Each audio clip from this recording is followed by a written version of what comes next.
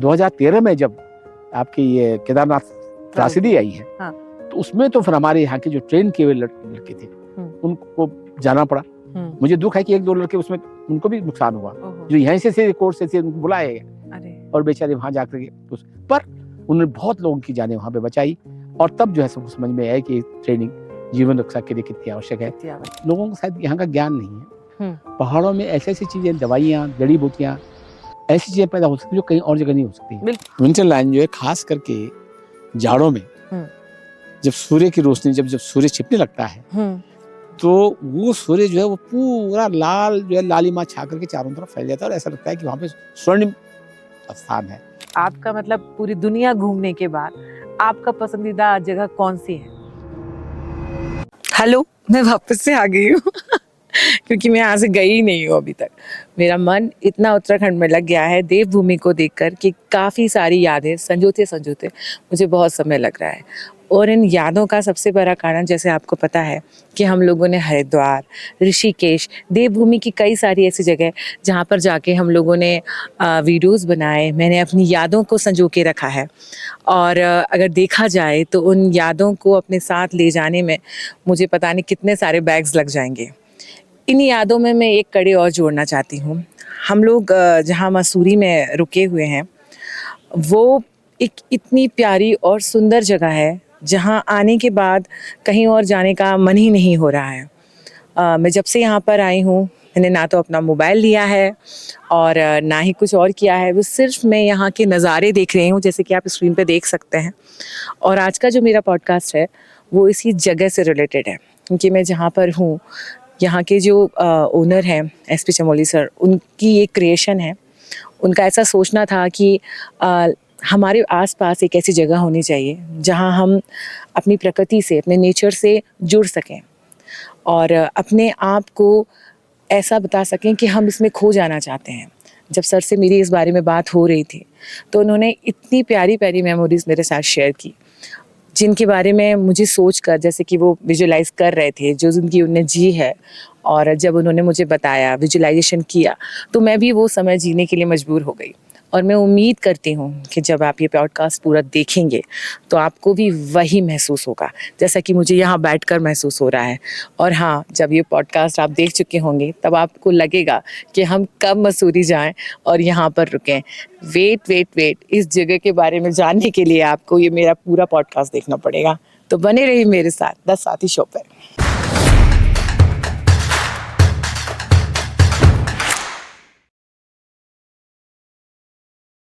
वापस से हम आ गए हैं और सर हमारे साथ हैं और एसपी सर से हमने ढेर सारी बातें पहले वाले पॉडकास्ट में भी की थी और अब थोड़ा टॉपिक चेंज होंगे क्योंकि जैसा कि आप देख रहे हैं कि हम इस टाइम मसूरी में हैं और मसूरी की सबसे सुंदर जगह मैं अभी बोलना चाहूँगी कैंपटी फॉल। जैसे सबने सुना है हम जस्ट उसके ऊपर ही हैं और पूरा शूट वहीं से हो रहा है। और जैसा कि सर ने लास्ट टाइम मुझे करेक्ट किया था कि ये मेरी प्रॉपर्टी नहीं है भगवान की प्रॉपर्टी है, तो उनके बारे में हम बात करेंगे।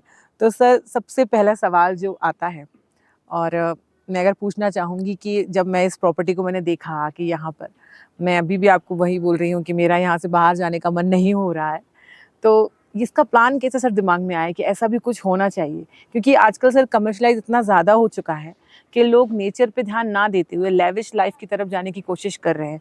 जो बड़े बड़े होटल्स के ग्रुप्स होते हैं सर, वहाँ फैसिलिटीज़ सारी होती हैं कमरों में बंद होके और आपने नेचर के करीब होके। और मैं बताना चाहूँगी हमारे व्यूवर्स को कि जो आप पीछे बिल्डिंग देख रहे हैं सर का घर है, सर भी यहीं रहते हैं। और सर प्लीज़ बताइए यहाँ की आपको इंस्पिरेशन कहाँ से मिली कि ऐसा कुछ भी होना चाहिए? देखिए, ये भी इंस्पिरेशन जो मुझे वो जो हमने पूरे हिमालय को पैदल यात्रा की थी उसकी प्रेरणा से ये इंस्टीट्यूट भी बनी है जी। क्योंकि जब हमारे साथ जो न्यू जेंडर के लोग थे वो सब बात करते थे आउटडोर परस्यूट सेंटर जो कि सर एडमिनिस्ट्रेटर साहब ने ऑकलैंड में बनाया है जी। तो बात करते हम ऑकलैंड में जो है रॉक क्लाइंबिंग करते हैं। 1981 की बात है, बहुत पहले की। हम वहाँ पे रॉक क्लाइंबिंग करते हैं, रिवर क्रॉसिंग करते हैं, वैली क्रॉसिंग करते हैं, कॉन्फ्रेंस कोर्सेज करते हैं, रैपलिंग एक्सरसाइज करते हैं, ट्रैकिंग करते हैं। और मैंने कहा ये कैसे करते हैं, आप काहे के लिए करते हैं?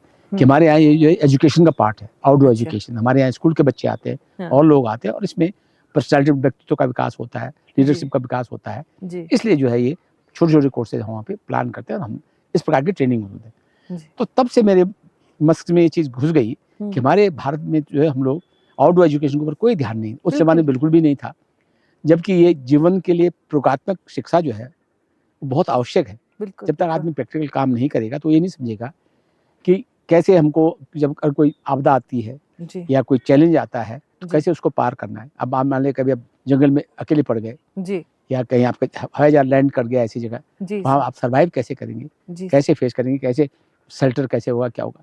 तो क्योंकि तो वहाँ तो आदमी जीवित नहीं पाएगा, तो आपकी शिक्षा वहाँ पे बेकार हो जाएगी। बिल्कुल। लेकिन अगर आप जो है प्रैक्टिकल एजुकेशन करते हैं, आउटडोर एजुकेशन करते हैं, उसमें आपको कैंप लगाना, टेंट लगाना, खाना बनाना, रहना, ट्रैकिंग करना, रॉक वो सब सिखा देते हैं। तो तब मेरे माइंड में ये था कि भाई हमको इस प्रकार का आउटडोर एजुकेशन का सेंटर खोलना चाहिए। बिल्कुल। और अंत में ईश्वर के कृपा से 1994 में मैंने रिटायरमेंट लेकर के वॉलंटियर रिटायरमेंट लिया। और तब मैंने इस इंस्टीट्यूट की स्थापना की, क्योंकि इस इंस्टीट्यूट को भी हमने पहले देखा था इस जगह को, तो ये भी बहुत रफ जगह थी। पर क्योंकि अलग थी और इसके नजदीक से नजदीक आप रॉक क्लाइंबिंग कर सकते हैं, जिगर क्रॉसिंग बिल्कुल पास में, यहीं से सब कुछ ट्रेनिंग का पार्ट देख सकते हैं।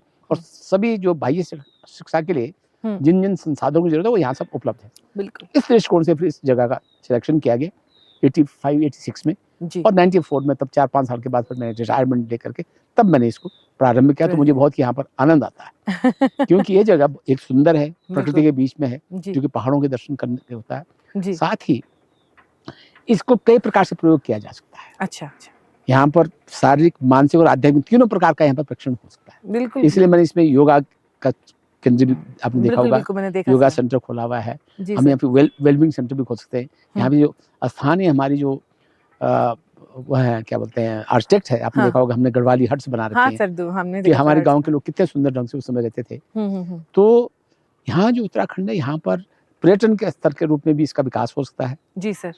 तो यहाँ बहुत बड़ा स्कोप है, इसलिए इसको देवभूमि कहते हैं। बिल्कुल। देवभूमि कहने का मतलब ये है कि हमारे प्रत्येक गाँव में यहाँ का एक देवता होता है, देवडोली होती है, वहाँ मंदिर होते हैं, उस पर विश्वास, वो नाचते हैं, उसके साथ भगवान का दर्शन करते हैं, वो बात बोलते हैं और वो चीजें सत्य होती है। ये सिर्फ आपके विश्वास के ऊपर है, क्योंकि लोग पूरे डेडिकेटेड होते हैं उसके ऊपर, तो उनके पूर्ण मन की इच्छाएं पूरे करते हैं। और कोई आपत्ति में होता है तो भगवान से प्रार्थना करते हैं, वो आपत्ति को दूर करते हैं। तो उत्तराखंड में एक तो आप ये सुनिए कि जो ये धार्मिक पर्यटन है, बिल्कुल, उसका तो स्कोप हर गाँव में है। बिल्कुल। आपके गंगोत्री, यमुनोत्री, बद्रीनाथ, केदारनाथ, ये तो बड़े बड़े वो हैं, हाँ सर, स्थान हैं। तो उसके अलावा प्रत्येक गांव जो है यहाँ पे टूरिस्ट डेस्टिनेशन बन सकता है। क्यों? हर एक गांव के अंदर इसकी कल्चर अलग से है। यहाँ हर साल मेले होते हैं, जी सर, त्योहार होते हैं, लोग गीत गाते हैं, नाचते हैं। तो ये सब जो है पर्यटकों के लिए एक नई चीज है। बिल्कुल बिल्कुल। अच्छा, फिर यहाँ का आर्किटेक्ट अलग है, गाँव के मकान अलग है, और हर एक गाँव में जो है, जैसे होम स्टे का सरकार ने किया है, तो होम स्टे में रह करके फिर वहाँ प्रकृति के चारों, हर गांव के पास आपके कहीं न कहीं पत्थरों की बड़ी बड़ी चट्टानें मिलेंगी, उसके अंदर गुफाएं मिलेंगी, बड़ी बड़ी घाटियां मिलेंगी, जंगल मिलेंगे, ट्रैकिंग का इलाका होगा। तो हर गांव जो है वहाँ पे आपको धार्मिक के साथ साथ सांस्कृतिक पर्यटन, धार्मिक पर्यटन एवं साहसिक पर्यटन, आप ट्रैकिंग में जा सकते हैं, उनको देख सकते हैं, साहसिक पर्यटन का विकास होता है। तो हर गाँव यहाँ पे संभावित मतलब पर्यटक स्थल बन सकता है। इसीलिए उत्तराखंड में इसका बहुत ही बड़ा स्कोप है और काफी बड़ी मात्रा में इसको फैलाया जा सकता है। और उसके लिए जो है आज के युग में ज्ञान देना जरूरी, प्रैक्टिकल नॉलेज होना चाहिए। बिल्कुल, बिल्कुल। किस गांव में आप जाके क्या देखेंगे, हाँ, कौन सा मेला वहाँ होता है, किस सीजन में होता है, कब वहाँ पे जो है वो देवडोलियां बाहर निकलती है, कैसे उनका होता है। तो ये सब चीजों का अगर वो लिखित में आ जाए या गवर्नमेंट उसको करे तो और भी ज्यादा प्रसारित होंगे, तो लोग उसका प्रचार प्रसार में जो लोग पहुंचे। बिकॉज ऑफ टूरिज्म सर देखा जाए अगर, तो हर जगह का अपना एक रूल्स होते हैं, हर जगह की टाइमिंग होती है, हर जगह का एक फूड, जैसे सर फूड को भी सर लोग एंजॉय करने जगह जगह पे जाते हैं सर। तो अगर हाँ क्लियर अगर ये चीजें हो जाएं, और सर मेरे हिसाब से लोगों को रोजगार भी एक बड़ा एक माना जाए तो एक मेजर थिंग भी है सर, क्योंकि पहाड़ों में खेती करना बहुत मुश्किल होता है सर। तो कहीं ना कहीं ये भी पॉसिबिलिटीज हैं। यहाँ पर्यटन को का एम्प्लॉयमेंटबिलिटी बहुत ज्यादा है जी। और जो पलायनवाद हो रहा है उसको रोकने के लिए बहुत ही आवश्यक है कि हम हर एक गांव में जो पर्यटक स्थल बनाए, बिल्कुल दिखाएं। और उसके साथ साथ यहाँ के लोगों को शायद यहाँ का ज्ञान नहीं है। पहाड़ों में ऐसी ऐसी चीजें, दवाइयाँ, जड़ी बूटियाँ, ऐसी चीजें पैदा हो सकती है जो कहीं और जगह नहीं हो सकती। बिल्कुल। लेकिन उसके लिए जो है यहाँ पे सरकार को, जनता को समझना चाहिए कैसी खेती हम कहाँ पर करें। पहले जमाने में मुश्किल होता था, पर अब हर गाँव में जो सड़कें पहुँच गई हैं, बिजली पहुँच गई है, पानी पहुँच गया, तो जो सुविधाएं वहाँ पहले नहीं थी रहने की, अब हर जगह सुविधाएं हैं। तो बजाय नीचे प्लेन्स के यहाँ पर स्वास्थ्यवर्धक यहाँ का जो वो है मौसम है वो बहुत अच्छा है, बहुत अच्छा है सर। लेकिन ये जरूर है कि हमको यहाँ के पर्यावरण को और यहाँ की प्रकृति को भी बहुत सुरक्षित रखना है, जो कि एक बहुत बड़ा चुनौतीपूर्ण काम है। बिल्कुल लोग जो है ये नहीं समझ पाते कि इस स्थान की जो संस्कृति है, लोग जो है उसको भूल जा रहे हैं, हम वेस्टर्नाइजेशन की तरफ जा रहे हैं। लेकिन वो आंसर नहीं है। आंसर है यहाँ की लोकल जो खाद्य वस्तुएं हैं, यहाँ के जो लोकल मेले हैं, यहाँ की जो वेशभूषा है उसको प्रोटेक्ट किया। सर जैसे आपने फिजिकल एजुकेशन की बात करी और मैंने यहाँ पर भी आपने देखा क्लाइंबिंग को लेके और काफ़ी सारी एक्टिविटीज़ भी हैं, तो सर ऐसा कुछ होता है सर, जैसे आपने मुझे बताया था थोड़े टाइम पहले कि जब 2013 में उत्तराखंड में अपना केदारनाथ में त्रासदी आई थी, तो उस टाइम आपके सिखाए हुए जो आपने, तो सर थोड़ा बताएंगे उस बारे में हमारे व्यूअर्स को आप? ये मेरा पहले से दृष्टिकोण था जब हमने स्टार्ट किया इंस्टीट्यूशन, कि हमको यहाँ पर जो है वो पर्वतीय क्षेत्रों में जितने भी ये आपदाएं आती हैं उसके लिए यहाँ पर खोज एंड बचाओ, सर्च एंड रेस्क्यू कोर्सेज कराने चाहिए। लोग स्थानीय लोगों को ट्रेन करना चाहिए, तभी वो अपने को जो है वो सक्षम पाएंगे, क्योंकि छोटी छोटी टेक्निक होती है, छोटे छोटे तरीके होते हैं। अब कहीं पर मान लीजिए इम्प्रोवाइज स्ट्रेचर है, अब आपका स्ट्रेचर नहीं तो इम्प्रोवाइज स्ट्रेचर हम बना के देंगे तो कई चीजों में बन सकता है आदमी, नहीं तो लोग सोचेंगे भाई जब तक स्ट्रेचर नहीं कैसे ले जाएंगे, किस प्रकार से उसको उठाएंगे। तो ये सब चीजें जो है प्रयोगात्मक शिक्षा के जो है, तो ये जो सर्च एंड रेस्क्यू जो है वो मेरा पहले से एम था। और पहले से हम कोशिश कर रहे थे कि जब हमने संस्था शुरू की, इसमें एडवेंचर के प्रोग्राम तो हम करते बच्चों के लिए।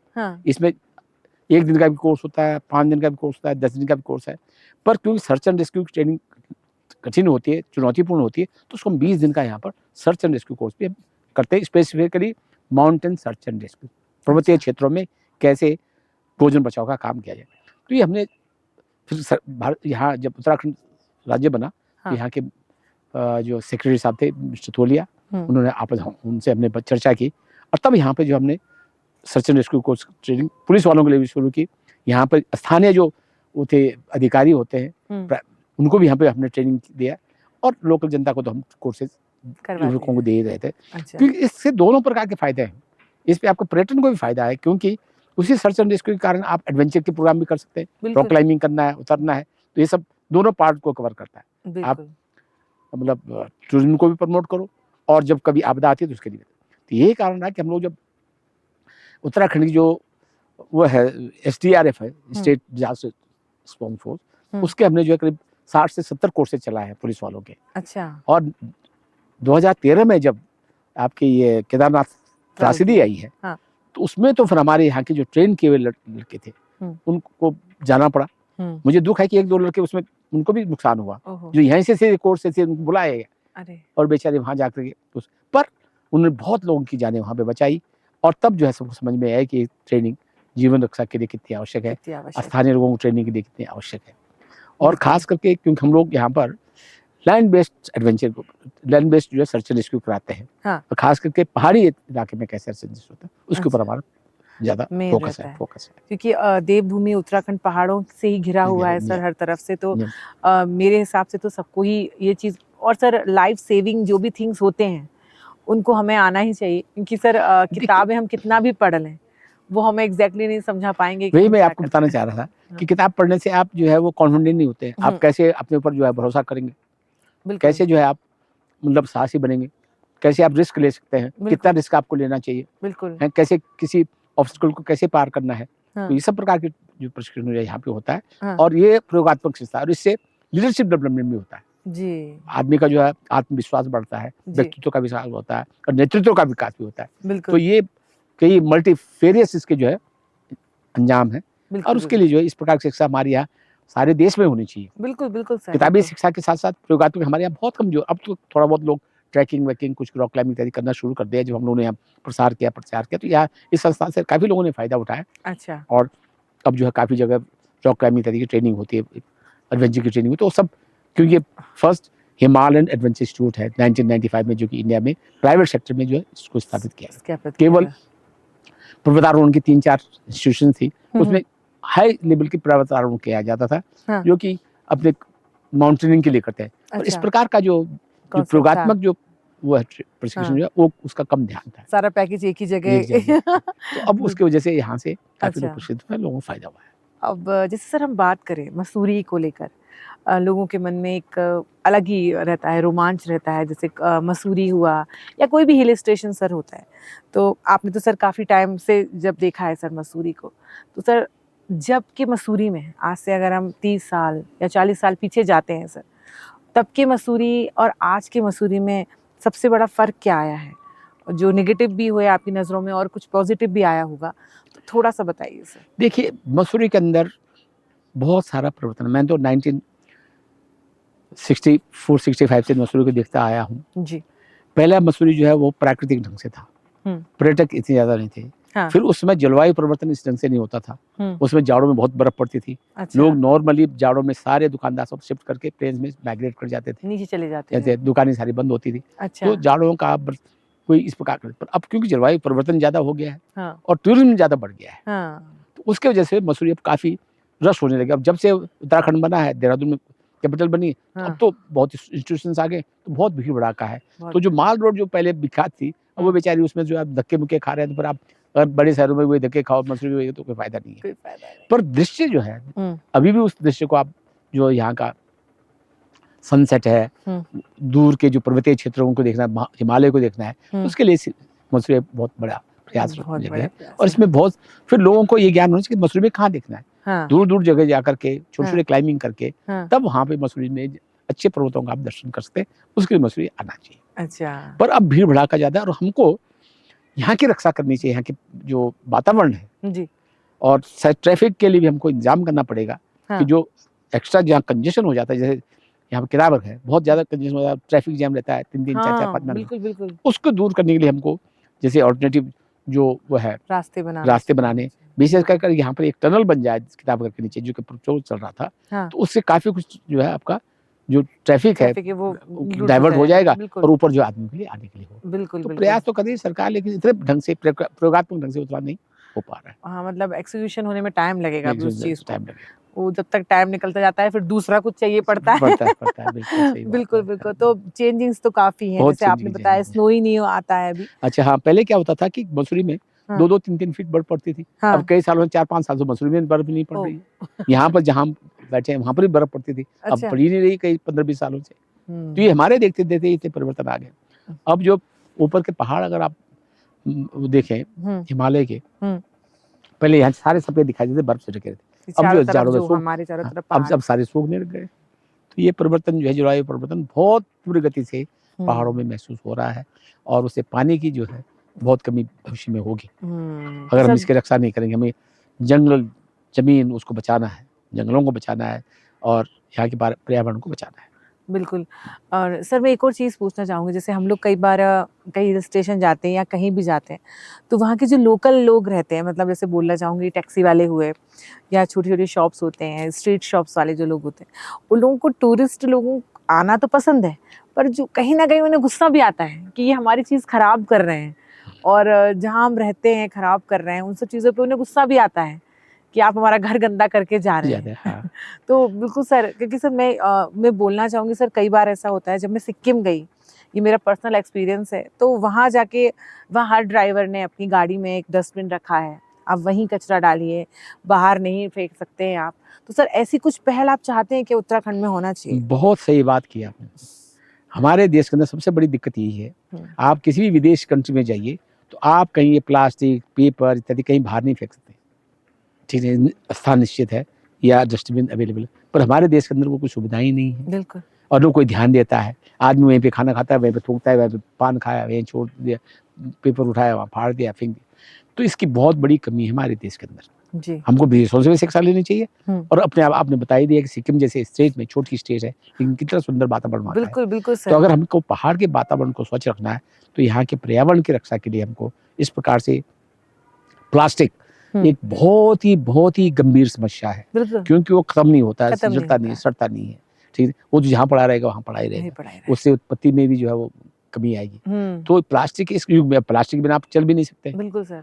आप रहते हैं, पर उसको रेस्ट्रिक्शन से कैसे इस्तेमाल किया जाए, कैसे उसको डिस्पोज किया जाए, उसका प्रशिक्षण स्कूल से प्रारंभ होना चाहिए। बिल्कुल। स्कूल में बच्चों को, परिवार में, घर में, जब तक आप लोगों को ट्रेनिंग नहीं देंगे, उनको ये पता नहीं भाई ये चीज़ जो है वो डस्टबिन में डालनी है, इसको बाहर नहीं डालना, तभी बच्चा जो आगे ले आता है। तो हमको इस प्रकार की शिक्षा देने के लिए प्रारंभ से ही शुरू करना चाहिए, तब लोगों की आदतें सुधरेंगी, और जब लोगों की आदतें सुधरेंगी तो ऑटोमेटिकली फिर सफाई होगी। तो एजुकेशन, मैं तो कहता हूँ कि एजुकेशन वो भी प्रयोगात्मक एजुकेशन, प्रैक्टिकल एजुकेशन, नॉट किताब में पढ़ा तो साफ रहना चाहिए, पर जब तक आप सिखाएंगे नहीं डस्टबिन में कैसे डालते, कैसे रखना चाहिए, वो जहाँ जाके फेंक रहा है वो गलत बात है। इसलिए प्रयोगात्मक शिक्षा का होना चाहिए।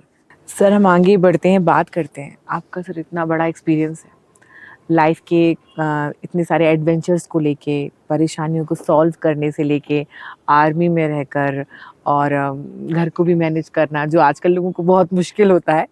सर कुछ ऐसी स्टोरी आप हमारे व्यूवर्स के साथ शेयर करना चाहेंगे जो हम सब के लिए एक इंस्पिरेशन हो, तो वो बताइए। देखिए, मैं तो अपने एडवेंचर के बारे में आपको कह सकता हूँ कि एडवेंचर में क्या क्या स्टोरी है। एक बार हम जब उत्तरकाशी से मनाली जा रहे थे ऊपर ही ऊपर जी, तो हमको पिन पार्वती पास को क्रॉस करना था। अच्छा। जो कि करीब 20-21 हज़ार की ऊंचाई पे हमको क्रॉस करना, वो हिमालय की टॉप श्रेणी है और वहाँ से 4 जगह रास्ता जाता है जी। तो उससे पहले हमको गांव से निकलना था, डोडरा कुंवार से, वहाँ बहुत सुंदर मंदिर था जी, उसको पार किया, फिर आगे बढ़े। तो आगे बढ़ने के बाद जो है वो फिर नीचे जो है गए और फिर हम एक गांव में, लास्ट गांव में वहाँ पहुँचे जी।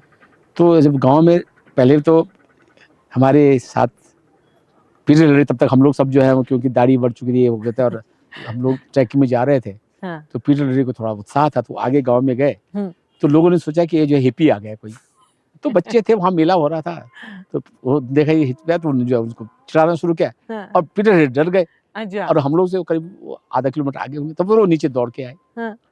बोलने साहब हम ये तो गाँव तो बहुत मुश्किल है, ये तो डेंजरस है, यहाँ के लोग। मैंने कहा पीटर ऐसा नहीं है, यहाँ के सब लोग पहाड़ी है।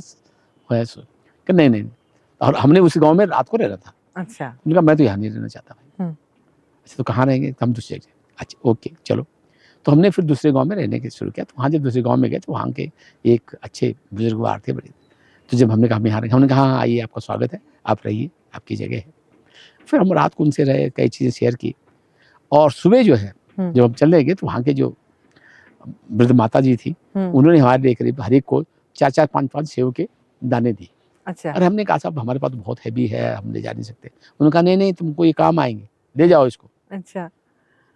तो हमने सोचा अच्छा ठीक है, जब ये बोल रहे हैं तो हम ले जाएंगे। जब आगे गए तो आगे क्यों पहाड़ चढ़ते रहे, बर्फ में 3-4 दिन लग गए हमको, हम क्रॉस ही नहीं कर पा रहे थे उसको, क्यों वहाँ पर रास्ता ही सही नहीं दिख रहा था। तो लास्ट में हमारा खाना खत्म हो गया। अच्छा। तो जब खाना खत्म हुआ तब क्या करेंगे, तो हमारे पास वो सेव के जो दाने थे, फिर हमने कहा यार थोड़ा बहुत सेव 1-2 दाने, उन्होंने कहा चलो इसी, तो 2 दिन तक वो सेव के दानों के ऊपर जो है आगे चले और फिर हम दूसरी जगह पहुंच गए।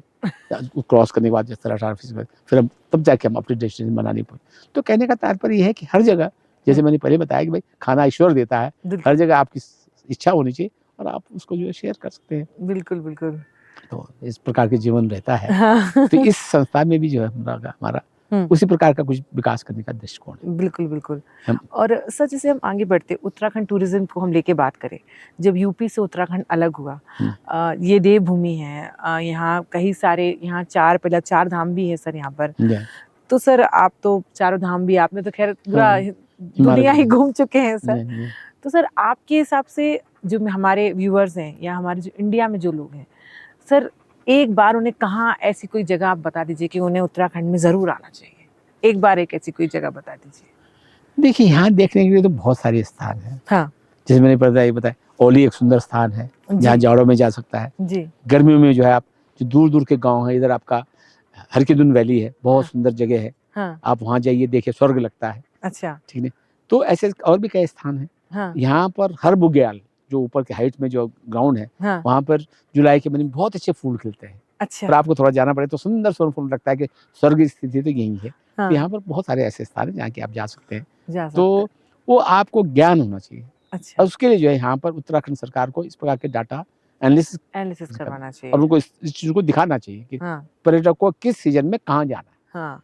क्योंकि हर स्थान को अलग दृष्टिकोण से उसका दृष्टिकोण या उसका दृश्य परिवर्तित हो जाता है, चेंज हो जाता है। बिल्कुल। वे ऑफ इंटरेस्ट कहाँ पर है बेसिकली। सर पूछना चाहूंगी कि आपका फेवरेट, आपका मतलब पूरी दुनिया घूमने के बाद आपका पसंदीदा जगह कौन सी है? क्योंकि ये टफ सवाल हो गया, बट पर कुछ रहता है ऐसा दिल के करीब। सबसे पहली बात तो मेरा मानना ही है कि आपकी मन की स्थिति है कि आप मन से क्या चाहते हैं जी। नहीं तो स्वर्ग ही यही है। मैं तो ये मानता हूँ स्वर्ग यही है जी और नर्क भी यही है। जी। और हर स्थान पर क्या है कि पर्वतीय क्षेत्र जो है उसकी आब हवा, स्वच्छ वातावरण, वहाँ के धूप की जो वो है, पानी की जो है, जमीन की जो वो है स्थिति है, तो बहुत सुंदरमय है। तो मैं तो पर्वतीय क्षेत्रों को ज़्यादा पसंद करता हूँ। और ऐसे ऐसे स्थान जैसे मैंने बताया, मैंने आपको एक शायद दृष्टिकोण आपने सुना या नहीं सुना, जो मैंने बताया कि भाई ये इधर पश्चिमी जुमला के पास जो है रारा लेक का था, कितना सुंदर जगह है, लेकिन लोग जानते नहीं पहुंचते। क्यों? एक लेक जो यहाँ रारा लेक नहीं, यहाँ पर भी उत्तरकाशी में बहुत सारी जगह बहुत सुंदर सुंदर वो है, तालाब है जहाँ की सूर्य की रोशनी पड़ती है, पीछे से सफेद माउंटेन जो है वो उसका रिफ्लेक्शन पड़ता है, जमीन दिखता है, तो स्वर्ग जैसे लगता है। तो यहाँ पे कई स्थान उनको खोजना पड़ेगा, जानना पड़ेगा। सर आगे मैं पूछना चाहूँगी कि जब मैं यहाँ आई तो मुझे मालूम चला कि इंडिया में एक ही जगह विंटरलैंड होता है, और बहुत से मेरे व्यूअर्स और इंडिया में भी लोग नहीं जानते होंगे, क्योंकि मैं भी नहीं जानती थी पता लगने के पहले। तो प्लीज़ बताइए कि विंटरलैंड एग्जैक्टली क्या है? देखिए, विंटरलैंड जो है खास करके जाड़ों में जब सूर्य की रोशनी जब सूर्य छिपने लगता है तो वो सूर्य जो है वो पूरा लाल जो है लालिमा छा करके चारों तरफ फैल जाता है और ऐसा लगता है कि वहाँ पे स्वर्णिम स्थान है। अच्छा। तो यह मसूरी से उच्च स्थान है। हाँ। वहाँ से आप क्योंकि बहुत दूर तक दिखाई देता है जी। तो जब सूर्य उस ढलान पे रहता है हाँ। खत्म होने, तब वो जो है पूरी लाइन रेड होकर बिल्कुल लाल होकर के जो है चारों तरफ घूमती हुई दिखाई देती है। तो उससे जो ऐसा लगता है कि आप कैसे सुंदर स्थान पे है, उसी को हम जो है विंटरलैंड कहते हैं। और वो दृश्य जो है प्राकृतिक दृश्य है और देखने में बहुत सुंदर है। मैं व्यूअर्स को बताना चाहूंगी कि आज मैं वो दृश्य देखने वाली हूँ जैसा सर ने बताया, और कल से जब मैंने इसके बारे में सुना है तब से ही मैं काफ़ी एक्साइटेड हूँ, और मैंने गूगल पे जाकर इसके फ़ोटोज़ भी देखे हैं। तो आज शाम को सर ये देखना बनेगा। और व्यूअर्स हम लोग अभी सर की प्रॉपर्टी विजिट करेंगे और साथ में सर से और सारी बातें करेंगे। तो चलिए हमारे साथ। सर जैसे हम आपकी प्रॉपर्टी आपने बताया सर जैसा भी है, तो सर आपका विजन एग्जैक्टली क्या है, और आने वाले समय में अगर हम आपकी प्रॉपर्टी को लेके बात करें तो क्या क्या चेंजेस आप चाहते हैं, ये बताइए। देखिए, ये तो इसके अंदर बहुत ही बड़ा स्कोप है जी। मैं यहाँ पर होलिस्टिक अप्रोच से काम करता हूँ ओके। ताकि आदमी जो है यह सर्वांगीण रूप से यहाँ का आनंद ले सके जी। तो उसमें आध्यात्मिक भी हम करना चाहते हैं, एडवेंचर भी करना चाहते हैं और एजुकेशनल भी करना चाहते हैं, आउटडोर एजुकेशनल भी। तो तीनों उद्देश्यों की यहाँ पे पूर्ति होती है। यह स्थान इतना सुंदर है और यहाँ पर अभी भी हम ट्रेनिंग दे रहे हैं। उसमें 6 वर्ष के जवान लोगों से लेकर के जो है और 80 साल तक के लोगों के लिए जो है हम यहाँ पर लोग हमारे अलग ढंग से प्रोग्राम चलते हैं जी। जिसमें कि व्यक्तित्व का विकास भी होता है जी। और हमारे यहाँ पीछे आपने देखा होगा हाँ। हम आध्यात्मिक रूप से भी यहाँ पे बुजुर्ग योगा सेंटर इत्यादि लोग आए, वहाँ रहे, आध्यात्मिक चर्चा करें, सुंदर स्थान, एकांत स्थान है वहाँ। और जो बाकी प्रोफेशनल ट्रेनिंग है, जैसे मैंने बताया कि बहुत advance training, search and rescue courses भी हम कराते हैं छोटे छोटे बच्चों की। स्कूलों के लिए बहुत लोग यहाँ आते हैं, स्कूल के बच्चे आते हैं, वो 3 दिन के लिए 5 दिन का प्रोग्राम करते हैं, एडवेंचर प्रोग्राम। तो उसमें उनका जो है काफी कुछ उनके अंदर एक परिवर्तन आता है, चेंज आता है, वो खुल जाते हैं। और एक प्रकार जो है उसके अंदर एक बहुत बड़ा साहसिक आ जाता है, व्यक्तित्व के अंदर परिवर्तन आ जाता है। तो इस संस्थान के बहुत सारे आयाम हैं। हम तो जो भी है, कहीं से भी कोई भी लोग आए तो उनके हर आदमी के लिए यहाँ पर प्रकृति का आनंद भी आ सकता है। एज ग्रुप के लिए जी सर। आप माउंटेनिंग करना चाहते हैं, उसके ट्रैकिंग करना चाहते हैं, वो भी यहाँ से हो सकता है। उसके अलावा रॉक क्लाइंबिंग का आपने देखा होगा, नीचे यहाँ पानी है, पानी के अंदर भी जो आप इंजॉय कर सकते हैं। तो इसलिए पर्यटन के दृष्टिकोण से भी अच्छा है। शिक्षा के दृष्टिकोण से मैंने बताया कि आउटडोर एजुकेशन बहुत आवश्यक है। उसमें जो आदमी बहुत कुछ सीखता है कि भाई हम कैसे सर्वाइवल की ट्रेनिंग कैसे करनी है, आदमी को दिक्कतें आती है तो कैसे बचेंगे। तो ये सब हमें यहाँ पे पूरा दृष्टिकोण हम व्यक्ति को देना चाहते हैं। बिल्कुल सर, और हमारी शुभकामनाएं हैं आपके साथ में। बहुत जैसे कि हम लोगों ने जब मेरे व्यूअर्स को हमने पूरा ही विजिट कराया और आपके साथ ढेर सारी बातें और आपके साथ इतना अच्छा एक्सपीरियंस शेयर करने के बाद मतलब मुझे अभी तक लग रहा है कि ये मेरा बेस्ट पॉडकास्ट है। और जो हमने जर्नी स्टार्ट की थी देवभूमि से रिलेटेड कि हम लोग हमारा सर एक्चुअली विजन ये था कि हम लोग पॉडकास्ट को अपने और ऊंचे लेवल तक ले जाएंगे, और शायद आपके साथ ये पॉडकास्ट करने के बाद मुझे लगता है कि मेरी इच्छा पूरी हो चुकी है। बहुत धन्यवाद आपका, आप इतना बड़ी खुशी की बात है। और प्रचार प्रसार बिल्कुल सर, और समझे स्थान में आके इसका आनंद लें। हम ये चाहते हैं कि यहाँ लोग आए, देखें और इसका उपयोग करें। बिल्कुल। जगह तो भगवान की है, लेकिन कम से कम रहने का आनंद ले। मैं अपने व्यूअर्स को बोलना चाहती हूँ कि जैसा कि मैं तब से बता रही हूँ आपको कि यहाँ आके बहुत, और मेरी यकीन मानिए कि सर ने पूरा घर जैसे ही रख रखा है, खाने से लेकर अरेंजमेंट से लेकर हर चीज़ इतना परफेक्ट है कि कहीं और तोड़ नहीं है, क्योंकि मैं कहीं जाना और भी नहीं चाहती। मैं जब जब मसूरी आऊंगी तब तक मैं यहीं रुकने वाली हूँ। बहुत बहुत धन्यवाद। आप आइए, आपका स्टाफ आए, लोग आए, हम स्वागत है सबका आने के लिए। Thank you so much. बहुत बहुत धन्यवाद आपका इस इंटरव्यू देने के लिए। Thank you so much.